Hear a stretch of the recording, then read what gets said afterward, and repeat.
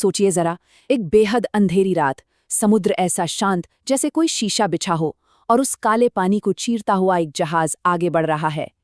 लेकिन ये कोई मामूली जहाज नहीं था, ये था इंसान के सपनों, उसकी तकनीक और शायद उसके घमंड का सबसे बड़ा सबूत। इसका नाम था टाइटैनिक। उस दौर में हर किसी की जुबान पर बस एक ही बात थी, ये जहाज, अरे ये तो कभी डूब ही नहीं सकता। और सच कहूं तो किसी को इस पर शक भी नहीं था।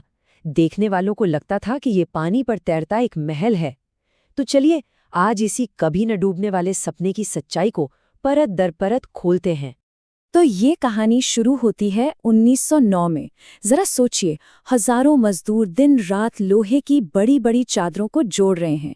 इसे बनाने में पूरे 3 साल लगे, और जब ये बन के तैयार हुआ तो ये सिर्फ एक जहाज नहीं था, ये वाकई में एक तैरता हुआ शहर था, एक तैरता हुआ महल था। अब आप अंदाजा लगाइए कि ये कितना विशाल रहा होगा। इसकी लंबाई थी लगभग 269 मीटर। मतलब अगर आप इसे सीधा खड़ा कर दें तो एक 8 मंजिला इमारत भी इसके सामने छोटी लगे। उस जमाने में इंसान की बनाई हुई ये सबसे बड़ी चलती फिरती चीज थी। और अंदर, अरे वाह, अंदर तो जैसे एक अलग ही दुनिया थी। बड़े बड़े हॉल, क्रिस्टल से बनी जगमगाती लाइटें, आलीशान रेस्टोरेंट, जिम, लाइब्रेरी, मतलब वो सब कुछ था जो किसी शाही महल में होता है। ये अमीरी और शानो शौकत का एक जीता जागता सबूत था। लेकिन इसकी सबसे बड़ी बात, सबसे बड़ा दावा क्या था? यही कि ये अनसिंकेबल है, मतलब कभी डूब ही नहीं सकता। अब सवाल यह है कि इतना बड़ा दावा किया क्यों गया? असल में इसके निचले हिस्से में पानी से बचाने वाले 16 अलग अलग हिस्से बनाए गए थे। और गणित ये था कि अगर टक्कर हो भी जाए और 4 हिस्सों में पानी भर भी जाए, तब भी ये जहाज तैरता रहेगा। बस इसी बात ने सबको बेफिक्र कर दिया था। और फिर वो दिन आया, 10 अप्रैल 1912। टाइटैनिक ने अपनी पहली और, जैसा कि हम जानते हैं, आखिरी यात्रा शुरू की। जहाज के कप्तान थे एडवर्ड स्मिथ, अपने काम के माहिर। किसी ने सपने में भी नहीं सोचा था कि 4 दिन बाद ये शानदार जहाज समंदर की गहराइयों में समाने वाला है। 14 अप्रैल का दिन, ये दिन चेतावनियों से भरा था। दोपहर से ही वायरलेस पर मैसेज आने लगे थे कि आगे का रास्ता बर्फ की चट्टानों यानी आइसबर्ग से भरा है। शाम तक तो कई और जहाज़ों ने खबरदार किया, लेकिन इन सब चेतावनियों का क्या हुआ? कुछ नहीं। जहाज अपनी पूरी रफ्तार से आगे बढ़ता रहा। अब आप भी सोच रहे होंगे कि भाई, इतनी सारी चेतावनियां मिलने के बाद भी स्पीड कम क्यों नहीं की? वजह थी एक रिकॉर्ड बनाने की जिद। कंपनी चाहती थी कि टाइटैनिक अपनी पहली ही यात्रा में अटलांटिक महासागर को सबसे तेजी से पार करने का रिकॉर्ड बना दे। और जानते हैं उस रात की सबसे खतरनाक बात क्या थी? शांति। जी हाँ, समुद्र का शीशे की तरह शांत होना ही सबसे बड़ा खतरा बन गया, क्योंकि जब लहरें होती हैं तो वो आइसबर्ग से टकराकर सफेद झाग बनाती हैं, जिससे वो दूर से दिख जाता है। पर उस रात सब कुछ शांत था, और ऊपर से निगरानी करने वालों के पास दूरबीन तक नहीं थी।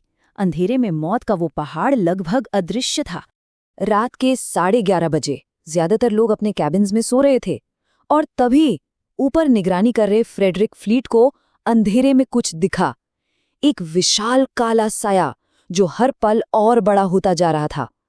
उसने फौरन खतरे की घंटी बजा दी, और बस हड़कंप मच गया। घंटी बजी, चिल्लाने की आवाज आई, सामने आइसबर्ग है। जहाज को मोड़ने और इंजन को उल्टा घुमाने का आदेश दिया गया। पर सोचिए, लोहे का वो दैत्य, वो 269 मीटर लंबा जहाज महज कुछ सेकंड्स में अपनी दिशा कैसे बदल सकता था? ठीक 11:40 पर टक्कर हुई, लेकिन वैसी नहीं जैसी फिल्मों में दिखाते हैं।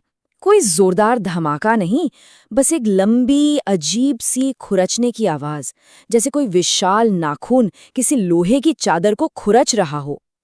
इतनी हल्की कि ज्यादातर लोगों ने ध्यान तक नहीं दिया।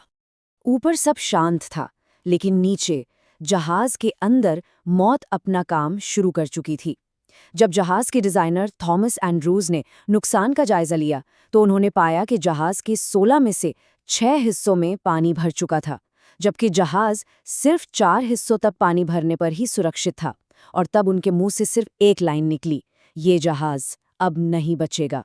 जरा उस मंजर को सोचकर देखिए। ऊपर डेक पर बैंड अभी भी म्यूजिक बजा रहा है, लोग आपस में बात कर रहे हैं और गिने चुने लोगों को पता है कि उनके पास जीने के लिए बस 2 घंटे बचे हैं। अब लड़ाई जहाज को बचाने की नहीं थी, बल्कि लोगों को बचाने की थी। और यहीं पर सामने आई वो सच्चाई जिसने हजारों लोगों की जान ले ली। जहाज पर थे 2200 से ज्यादा लोग और लाइफ बोट्स, उनमें सिर्फ 1178 लोगों की जगह थी, मतलब आधे से भी कम लोगों के लिए। और तो और जो पहली नावें पानी में उतरी वो भी आधी खाली थीं, क्योंकि लोगों को यकीन ही नहीं था कि टाइटैनिक डूब सकता है। अब जरा इन आंकड़ों को देखिए, ये आपको उस रात की असली भयानक तस्वीर दिखाएंगे। जहाज को डूबने में लगे 2 घंटे 40 मिनट। पानी का तापमान था -2 डिग्री सेल्सियस, मतलब जानलेवा ठंडा। और पीछे छूट गए थे 1500 से ज्यादा लोग। और फिर रात के 2:20 पर अचानक सब अंधेरा हो गया। एक कान फाड़ देने वाली आवाज आई और टाइटैनिक बीच से 2 टुकड़ों में टूट गया। आखिरी बार उसका एक हिस्सा आसमान की तरफ उठा और फिर हमेशा के लिए अंधेरे पानी में गुम हो गया। टाइटैनिक तो डूब गया, लेकिन अपने पीछे छोड़ गया कई सवाल। क्या ये सब होना जरूरी था? आखिर गलती किसकी थी? और सबसे जरूरी, क्या हमने इससे कोई सबक सीखा? सुबह के 4 बजे के आसपास जब मदद के लिए कारपेथिया जहाज पहुंचा, तब तक बहुत देर हो चुकी थी। उस बर्फीले पानी से सिर्फ 706 लोगों को जिंदा निकाला जा सका। बाकी 1500 से ज्यादा लोग हमेशा के लिए उस समंदर में खो चुके थे। तो जब जांच हुई तो पता चला कि ये कोई एक गलती नहीं थी, बल्कि गलतियों की एक पूरी चेन थी। चेतावनियों को नज़रअंदाज करना, बहुत तेज स्पीड रखना, ज़रूरत से कम लाइफबोट्स का होना, और तो और पास में एक जहाज था जिसका रेडियो ऑपरेटर सो रहा था। एक के बाद एक गलतियां जिनकी कीमत 1500 जानें थी। और सालों तक दुनिया सिर्फ अंदाजा लगाती रही। फिर 1985 में वो मिल गया। समुद्र में 12,500 फीट नीचे 2 टुकड़ों में टूटा हुआ टाइटैनिक का मलबा। आज भी वो वहीं है और समंदर का पानी उसे धीरे धीरे गला रहा है। तो क्या मलबे के साथ टाइटैनिक की कहानी भी खत्म हो जाएगी? नहीं, क्योंकि ये कहानी सिर्फ एक जहाज के डूबने की नहीं, ये कहानी है इंसानी घमंड की। ये हमें हमेशा याद दिलाती है कि हम टेक्नोलॉजी में चाहे कितने भी आगे बढ़ जाएं, प्रकृति हमेशा हमसे ज्यादा ताकतवर रहेगी। ये एक ऐसा सबक है जिसे कभी नहीं भुलाया जाना चाहिए।